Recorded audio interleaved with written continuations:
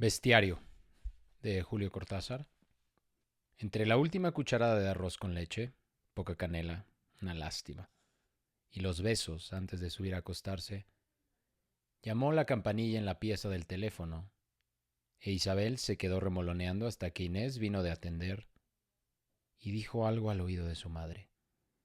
Se miraron entre ellas, y después las dos a Isabel, que pensó en la jaula rota y las cuentas de dividir, y un poco en la rabia de Misia Lucera por tocarle el timbre a la vuelta de la escuela. No estaba tan inquieta. Su madre e Inés miraban como más allá de ella, casi tomándola por pretexto, pero la miraban. A mí, créeme que no me gusta que vaya, dijo Inés. No tanto por el tigre, después de todo cuidan bien ese aspecto, pero la casa tan triste y ese chico solo para jugar con ella. A mí tampoco me gusta, dijo la madre. E Isabel supo como desde un tobogán que la mandarían a lo de Funes a pasar el verano. Se tiró en la noticia, en la enorme ola verde, lo de Funes, lo de Funes. Claro que la mandaban. No les gustaba, pero convenía. Bronquios delicados, Mar del Plata carísima, difícil manejarse con una chica consentida, boba, conducta regular con lo buena que es la señorita Tania, sueño inquieto y juguetes por todos lados, preguntas, botones, rodillas sucias. Sintió miedo, delicia, olor de sauces y la U de Funes se le mezclaba con el arroz con leche. Tan tarde y a dormir, ya mismo a la cama. Acostada, sin luz, llena de besos y miradas tristes de Inés y su madre, no bien decididas, pero ya decididas del todo a mandarla. Antevivía la llegada en break, el primer desayuno, la alegría de Nino cazador de cucarachas, Nino sapo, Nino pescado, un recuerdo de 3 años atrás. Nino mostrándole unas figuritas puestas con engrudo en un álbum y diciéndole grave: este es un sapo y este un pescado. Ahora Nino en el parque esperándola con la red de mariposas y también las manos blandas de Rema. Las vio que nacían de la oscuridad.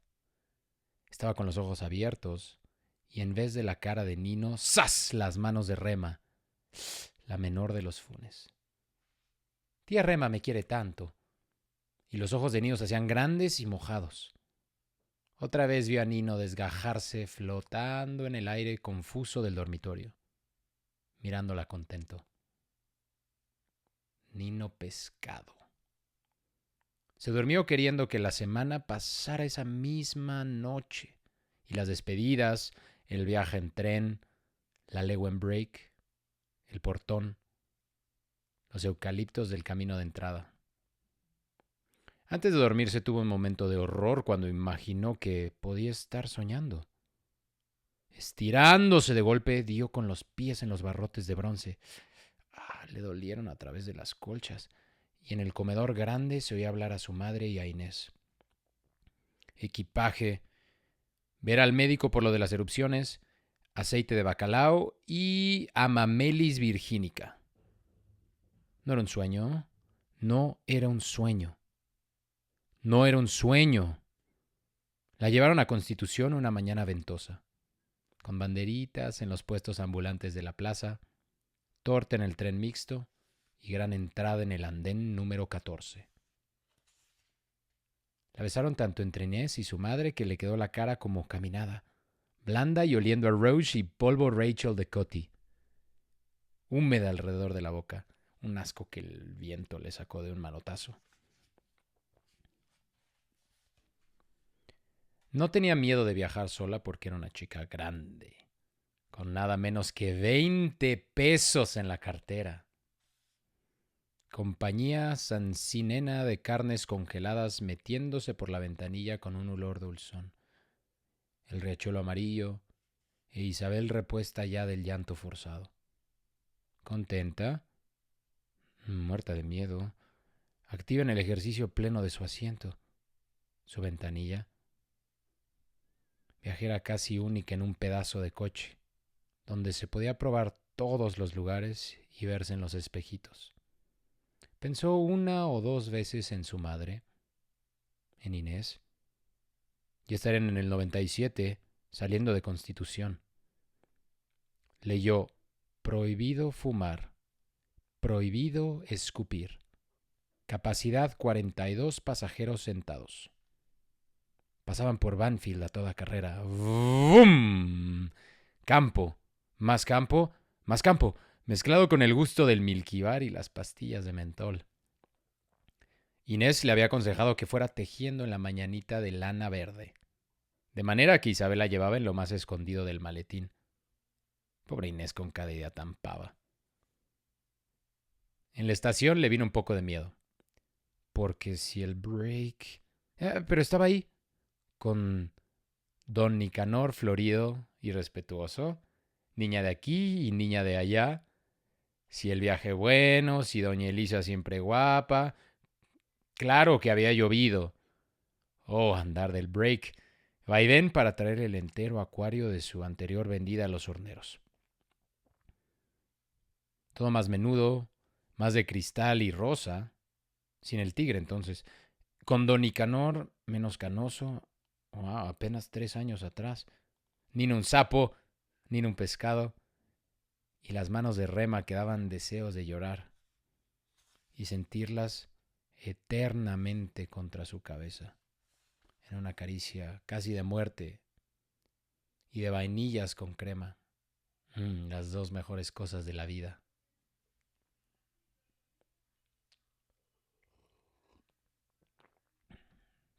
Le dieron un cuarto arriba, entero para ella, lindísimo. Un cuarto para grande. Idea de Nino, todo rulo, negros y ojos, bonito en su mono azul. Claro que de tarde Luis lo hacía vestir muy bien, de gris pizarra con corbata colorada. Y dentro de otro cuarto, chiquito con un cardenal enorme y salvaje.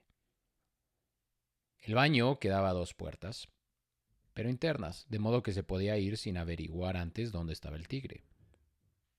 Lleno de canillas y metales, aunque Isabel no le engañaban fácil.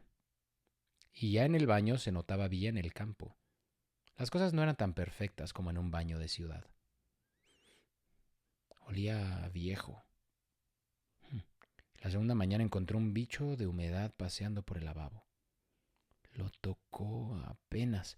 Se hizo una bolita temerosa, perdió pie y se fue por el agujero gorgoteante.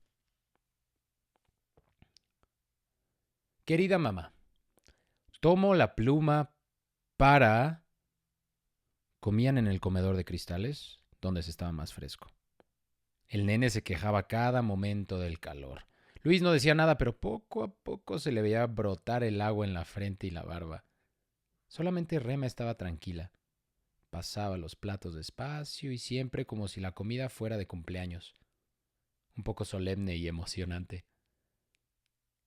Isabel aprendió en secreto su manera de trinchar, de dirigir a las sirvientitas. Luis casi siempre leía, los puños en las sienes y el libro apoyado en un sifón.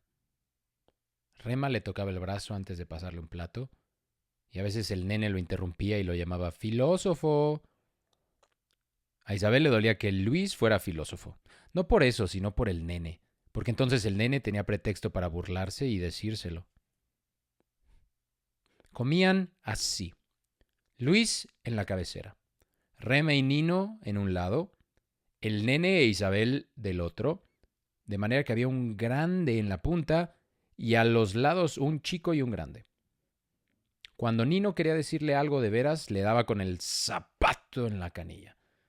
Una vez Isabel gritó y el nene se puso furioso y le dijo malcriada. Rema se quedó mirándola, hasta que Isabel se consoló en su mirada y la sopa juliana. Mamita, antes de ir a comer es como en todos los otros momentos. Hay que fijarse si... Casi siempre era Rema la que iba a ver si se podía pasar al comedor de cristales. Al segundo día vino al living grande y les dijo que esperaran.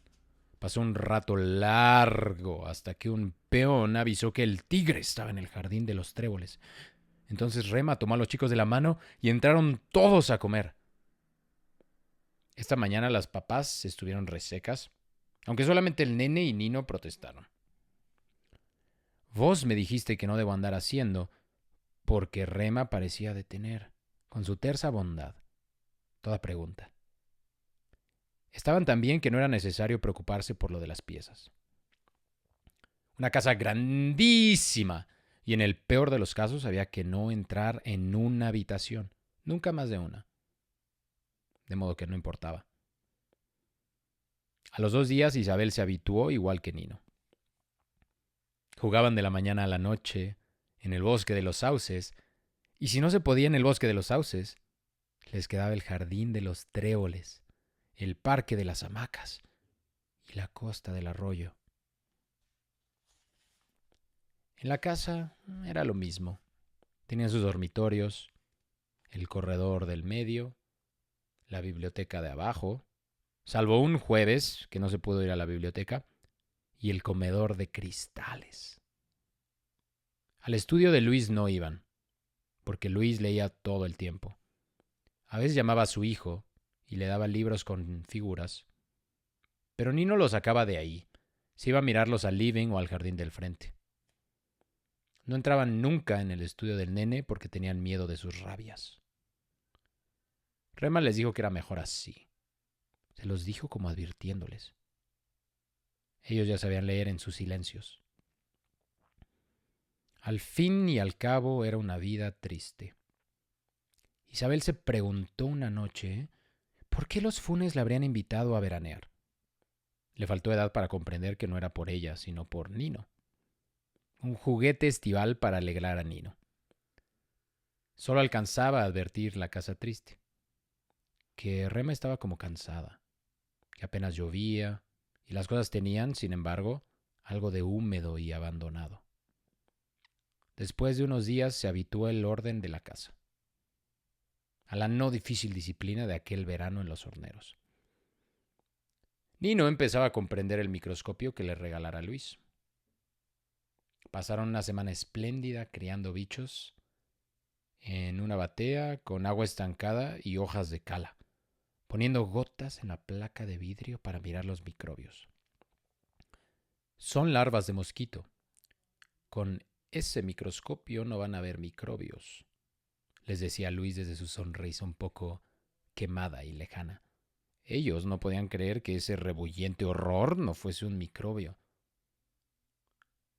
Rema les trajo un calidoscopio que guardaba en su armario, pero siempre les gustó más descubrir microbios y numerarles las patas. Isabel llevaba una libreta con los apuntes de los experimentos. Combinaba la biología con la química y la preparación de un botiquín. Hicieron el botiquín en el cuarto de Nino, después de requisar la casa para proveerse de cosas. Isabel se lo dijo a Luis. Queremos de todo. Cosas. Luis les dio pastillas de Andreu, algodón rosado, un tubo de ensayo, el nene, una bolsa de goma y un frasco de píldoras verdes con la etiqueta raspada. Rema fue a ver el botiquín, leyó el inventario en la libreta y les dijo que estaban aprendiendo cosas útiles. A ella o a Nino, que siempre se excitaba y quería lucirse delante de Rema, se les ocurrió montar un herbario. Como esa mañana se podía ir al jardín de los tréboles, anduvieron sacando muestras y a la noche tenían el piso de sus dormitorios lleno de hojas y flores sobre papeles. Casi no quedaba dónde pisar. Antes de dormirse, Isabel apuntó. Hoja número 74. Verde, forma de corazón, con pintas marrones.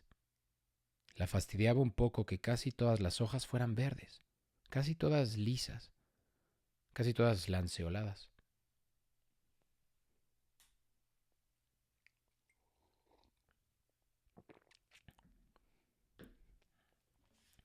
El día que salieron a cazar las hormigas, vio a los peones de la estancia. Al capataz y al mayordomo los conocía bien porque iban con las noticias a la casa. Pero estos otros peones, más jóvenes, estaban ahí del lado de los galpones, con un aire de siesta, bosteceando a ratos y mirando jugar a los niños. Uno le dijo a Nino: ¿Pa' qué baja a juntar todos esos bichos? Y le dio con 2 dedos en la cabeza, entre los rulos. Isabel hubiera querido que Nino se enojara, que demostrase ser el hijo del patrón.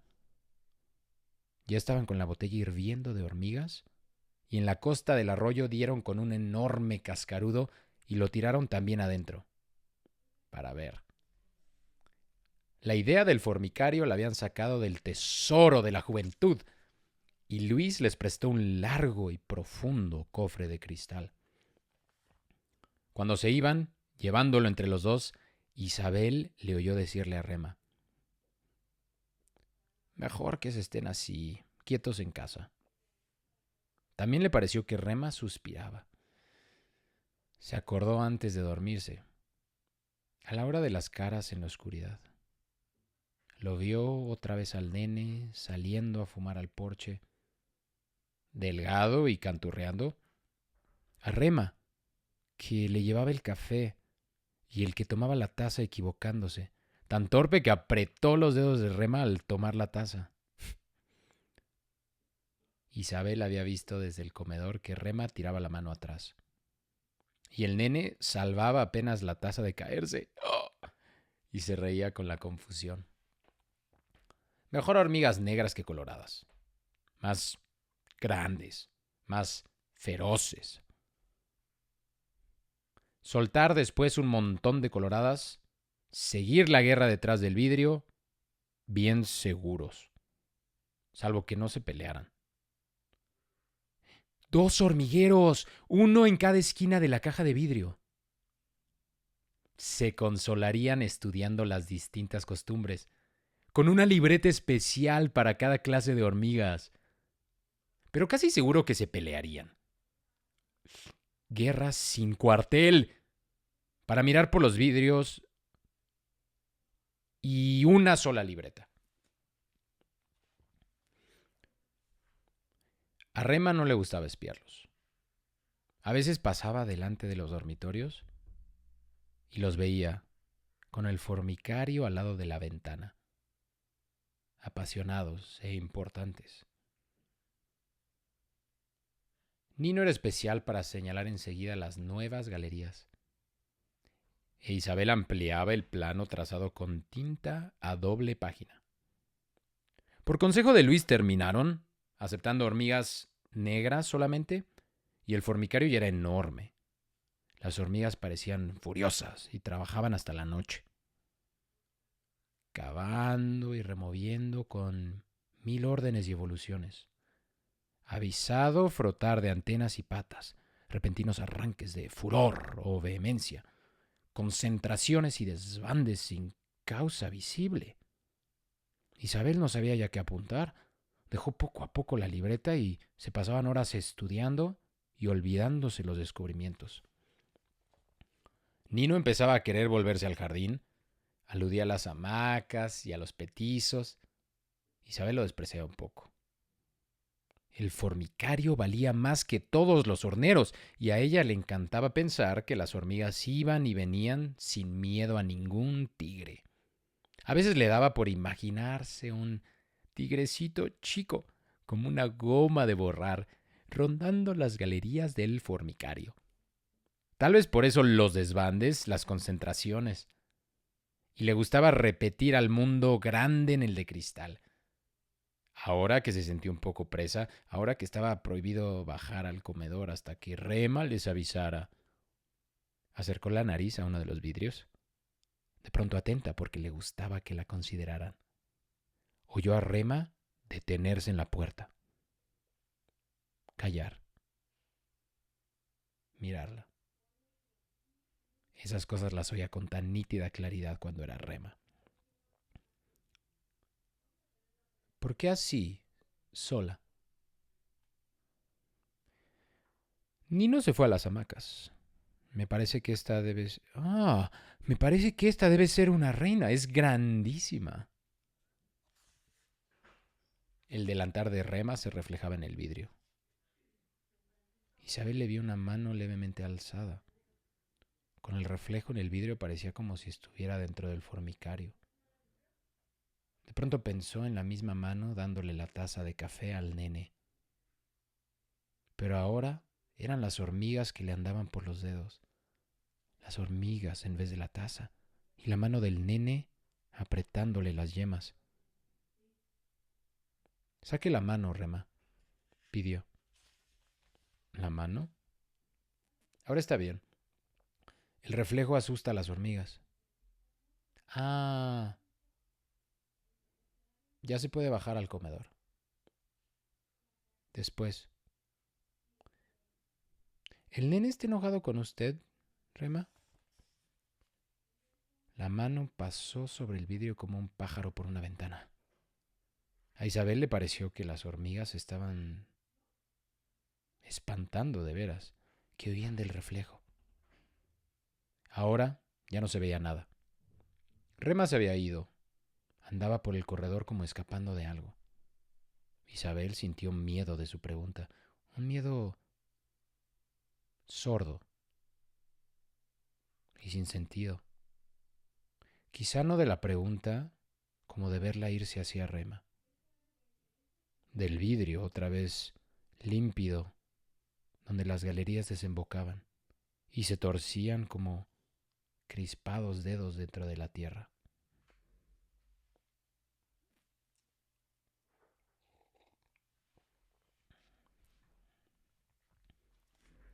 Una tarde hubo siesta, sandía, pelota a paleta en la pared que miraba al arroyo. Y Nino estuvo espléndido sacando tiros que parecían perdidos y subiéndose al techo por la glicina para desenganchar la pelota metida entre dos tejas.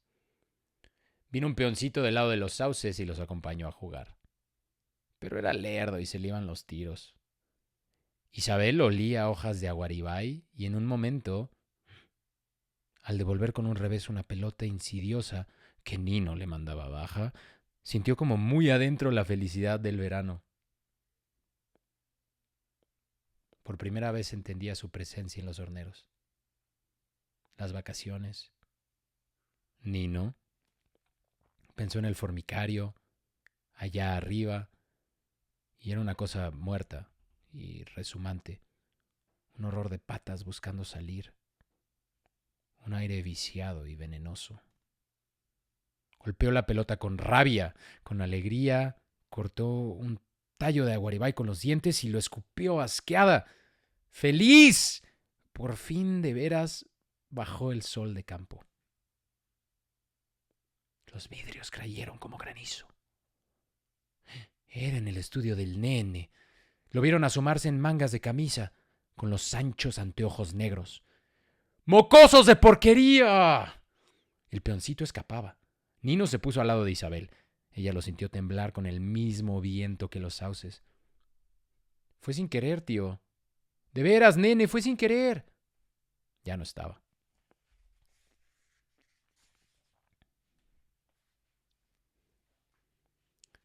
Le había pedido a Rema que se llevara el formicario y Rema se lo prometió.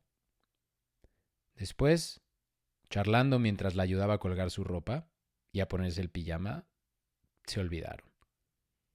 Isabel sintió la cercanía de las hormigas cuando Rema le apagó la luz y se fue por el corredor a darle las buenas noches a Nino.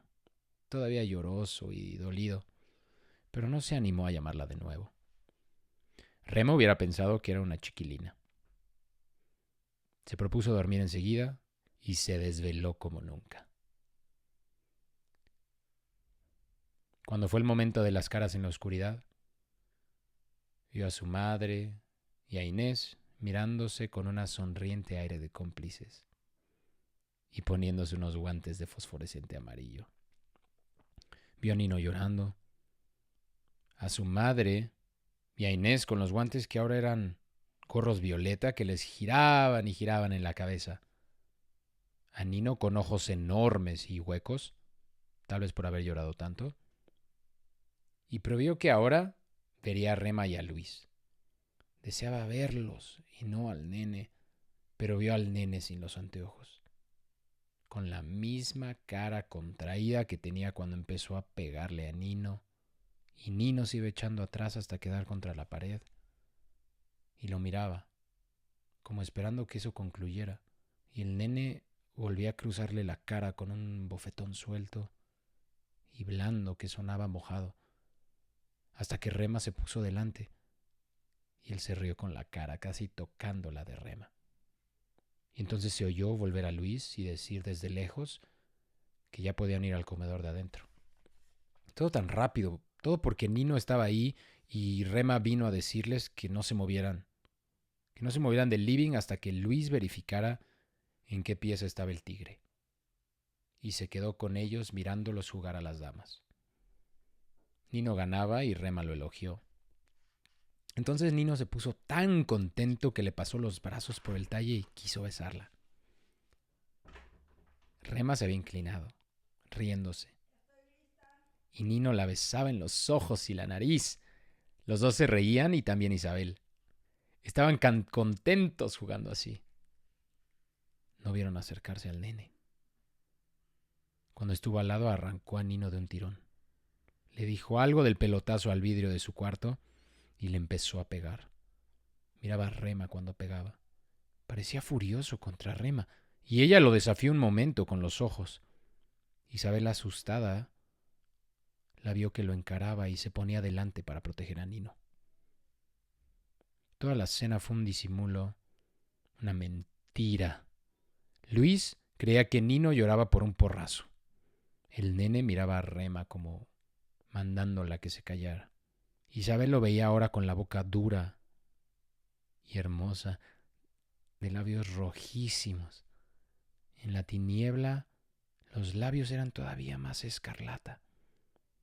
Se le veía un brillo de dientes, naciendo apenas. De los dientes salió una nube esponjosa, un triángulo verde. Isabel parpadeaba para borrar las imágenes y otra vez salieron Inés y su madre con guantes amarillos. Las miró un momento y pensó en el formicario. Eso estaba ahí y no se veía. Los guantes amarillos no estaban. Y ella los veía en cambio como a pleno sol. Le pareció casi curioso. No podía hacer salir el formicario. Más bien lo alcanzaba como un peso. Un pedazo de espacio denso y vivo. Tanto lo sintió que se puso a buscar los fósforos, la vela de noche. El formicario saltó de la nada envuelto en una penumbra oscilante. Isabel se acercaba llevando la vela. Pobres hormigas, iban a creer que era el sol que salía. Cuando pudo mirar uno de los lados, tuvo miedo. En plena oscuridad las hormigas habían estado trabajando. Las vio ir y venir, bullentes, en un silencio tan visible, tan palpable. Trabajaban allí adentro, como si no hubieran perdido todavía la esperanza de salir. Casi siempre era el capataz el que le avisaba de los movimientos del tigre. Luis le tenía la mayor confianza y como se pasaba casi todo el día trabajando en su estudio, no salía nunca ni dejaba moverse a los que venían del piso alto hasta que don Roberto mandaba su informe. Pero también tenían que confiar entre ellos. Rema, ocupada en los quehaceres de adentro, sabía bien lo que pasaba en la planta baja y arriba. Otras veces eran los chicos que traían la noticia al nene o a Luis. No porque vieran nada, pero si don Roberto los encontraba afuera, les marcaba el paradero del tigre y ellos volverían a avisar. A Nino le creían todo. A Isabel menos, porque era nueva y podía equivocarse. Después, como andaba siempre con Nino pegado a sus polleras, terminaron creyéndole lo mismo. Eso, de mañana y de tarde. Por la noche era el nene quien salía a verificar si los perros estaban atados o si no había quedado rescoldo cerca de las casas.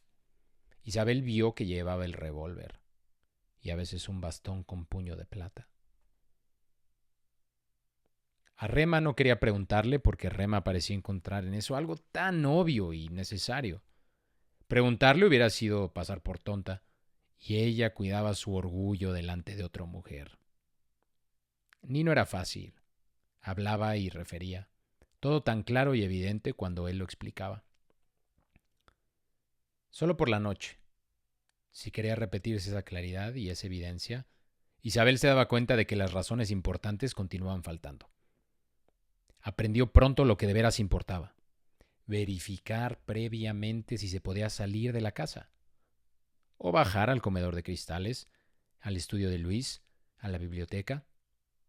Hay que fiar en don Roberto, había dicho Rema. También en ella y en Nino. A Luis no le preguntaba porque pocas veces sabía. Al nene que le preguntaba... Al nene que sabía siempre, no le preguntó jamás. Al nene que sabía siempre, no le preguntó jamás. Y así todo era fácil. La vida se organizaba para Isabel con algunas obligaciones, más del lado de los movimientos y algunas menos del lado de la ropa. Las comidas, la hora de dormir, un veraneo de veras, como debería ser el año entero. Verte pronto. Ellos están bien. Con Nino tenemos un formicario y jugamos y llevamos un herbario muy grande. Rema te manda besos. Está bien. Yo lo encuentro triste. Lo mismo a Luis, que es muy bueno. Yo creo que Luis tiene algo. Y eso que estudia tanto. Rema me dio unos pañuelos de colores preciosos. A Inés le van a gustar. Ay, mamá, esto es lindo y yo me divierto con Nino y don Roberto. Es el capataz. Y nos dice cuándo podemos salir y a dónde. Una tarde casi se equivoca y nos manda a la costa del arroyo. En eso vino un peón a decir que no. ¿Vieras qué afligido estaba don Roberto? Y después Rema. Lo alzó a Nino y lo estuvo besando. Y a mí me apretó tanto. Luis anduvo diciendo que la casa no era para chicos. Y Nino le preguntó, ¿quiénes eran los chicos? Y todos se rieron. Hasta el nene se reía. Don Roberto es el capataz. Si vinieras a buscarme, te quedarías unos días. Y podré estar con Rema y alegrarla. Yo creo que ella... Pero decirle a su madre que Rema lloraba de noche, que la había oído llorar pasando por el corredor a pasos titubeantes, pasarse en la puerta de Nino, seguir, bajar la escalera, se estaría secando los ojos. Y la voz de Luis, lejana. ¿Qué tenés, Rema? ¿No estás bien? Un silencio. Toda la casa como una inmensa oreja. Después un murmullo. Y otra vez la voz de Luis. Es un miserable, casi como comprobando fríamente un hecho, una filiación, tal vez un destino.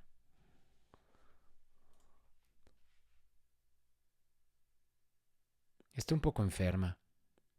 Le haría bien que vinieras y la acompañaras. Tengo que mostrarte el herbario y unas piedras del arroyo que me trajeron los peones. Decile a Inés, era una noche como le gustaba a ella, con bichos, humedad, pan recalentado y flan de sémola con pasas de Corinto. Todo el tiempo ladraban los perros sobre la costa del arroyo.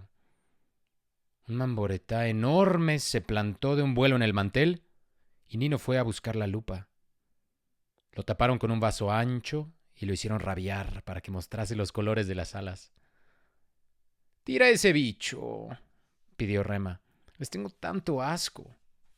«Es un buen ejemplar», admitió Luis. «Miren cómo sigue mi mano con los ojos. El único insecto que gira la cabeza». «Qué maldita noche», dijo el nene detrás de su diario. Isabel hubiera querido decapitar al mamboretá, darle un tijeretazo y ver qué pasaba. «Déjalo dentro del vaso», pidió a Nino. «Mañana lo podríamos meter en el formicario y estudiarlo». El calor subía. A las 10:30 no se respiraba. Los chicos se quedaron con Rema en el comedor de adentro. Los hombres estaban en sus estudios. Nino fue el primero en decir que tenía sueño. «Subí solo. Yo voy después a verte. Arriba está todo bien». y Rema lo ceñía por la cintura, con un gesto que a él le gustaba tanto. ¿Nos contás un cuento, tía Rema? Otra noche se quedaron solas, con el Mamboretá que las miraba. Vino Luis a darles las buenas noches. Murmuró algo sobre la hora en que los chicos debían irse a la cama. Rema le sonrió al besarlo. Oso gruñón, dijo, e Isabel, inclinada sobre el vaso del Mamboretá, pensó que nunca había visto a Rema besando al nene. Y a un Mamboretá de un verde tan verde. Le movió un poco el vaso y el Mamboretá rabiaba. Rema se acercó para pedirle que fuera a dormir. Tire ese bicho, es horrible. Mañana, Rema. Le pidió que subiera a darle las buenas noches. El nene tenía entornada la puerta de su estudio y estaba paseándose en mangas de camisa, con el cuello suelto. Le silbó al pasar. Me voy a dormir, nene. Oíme, decirle a Rema que me haga una limonada bien fresca y me la traiga aquí. Después subís nomás a tu cuarto. Claro que iba a subir a su cuarto. No veía por qué tenía él que mandárselo. Volvió al comedor para decirle a Rema. Vio que vacilaba. No subas todavía. Voy a hacer la limonada y se la llevas vos misma. Él dijo que... Por favor. Isabel se sentó al lado de la mesa. Por favor. Había nubes de bichos girando bajo la lámpara de carburo. Se hubiera quedado horas mirando la nada y repitiendo. Por favor. Por favor.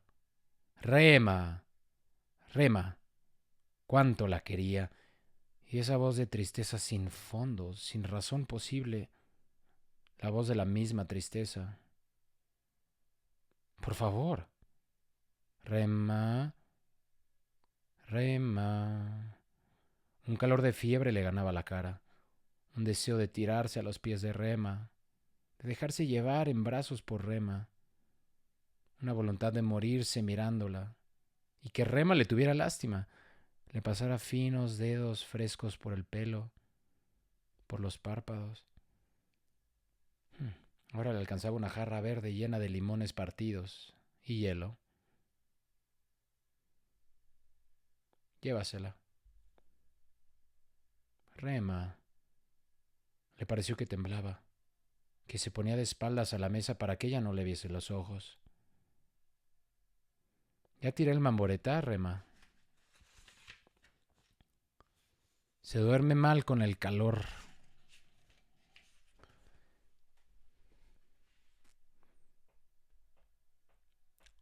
Se duerme mal con el calor pegajoso y tanto zumbar de mosquitos. 2 veces estuvo a punto de levantarse, salir al corredor o ir al baño a mojarse las muñecas y la cara. Pero hoy andará alguien. Abajo. Alguien se paseaba de un lado al otro del comedor. Llegaba al pie de la escalera. Volvía. No eran los pasos oscuros y espaciados de Luis. No era el andar de Rema. Cuánto calor tenía esa noche el nene. ¿Cómo se habría bebido a largos sorbos la limonada? Isabel lo veía bebiendo de la jarra, las manos sosteniendo la jarra verde con rodajas amarillas oscilando en el agua bajo la lámpara. Pero a la vez estaba segura de que el nene no había bebido la limonada, que estaba aún mirando la jarra, que ella le llevara hasta la mesa como alguien mira una perversidad infinita. No quería pensar en la sonrisa del nene, subir hasta la puerta como para asomarse al comedor, su retorno lento. Ella tenía que traérmela. A vos te dije que subieras a tu cuarto. Y no ocurrírsele más que una respuesta tan idiota. Está bien fresca, nene. Y la jarra verde como el Mamboretá. Nino se levantó el primero y le propuso ir a buscar caracoles al arroyo. Isabel casi no había dormido. Recordaba salones con flores, campanillas, corredores de clínica, hermanas de caridad. termómetros en bocales con bicloruro, imágenes de primera comunión, Inés, la bicicleta rota, el tren mixto, el disfraz de la gitana de los 8 años. Entre todo eso, como delgado aire entre ojos de álbum, se veía despierta, pensando en tantas cosas que no eran flores, campanillas, corredores de clínica. Se levantó de mala gana, se lavó duramente las orejas. Nino dijo que eran las 10 y que el tigre estaba en la sala del piano, de modo que podían irse enseguida al arroyo. Bajaron juntos, saludando apenas a Luis y al nene, que leían con las puertas abiertas. Los caracoles quedaban en la costa sobre los trigales. Nino anduvo quejándose de la distracción de Isabel, la trató de mala compañera y de que no ayudaba a formar la colección. Y ella lo veía de repente tan chico, tan un muchachito entre sus caracoles y sus hojas. Volvió la primera, cuando en la casa izaban la bandera para el almuerzo. Don Roberto venía de inspeccionar e Isabel le preguntó como siempre. Ya Nino se acercaba despacio, cargando la caja de los caracoles y los rastrillos. Isabel lo ayudó a dejar los rastrillos en el porche y entraron juntos. Rem estaba ahí, blanca y callada. Nino le puso un caracol azul en la mano. ¿Para vos? El más lindo. El nene ya comía, con el diario al lado. A Isabel le quedaba apenas sitio para apoyar el brazo.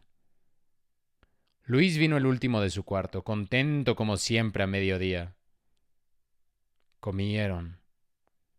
Nino hablaba de los caracoles, los huevos de caracoles en las cañas, la colección por tamaños o colores. Él los mataría solo, porque Isabel le daba pena. Los pondrían a secar en una chapa de zinc. Después vino el café y Luis los miró con la pregunta usual.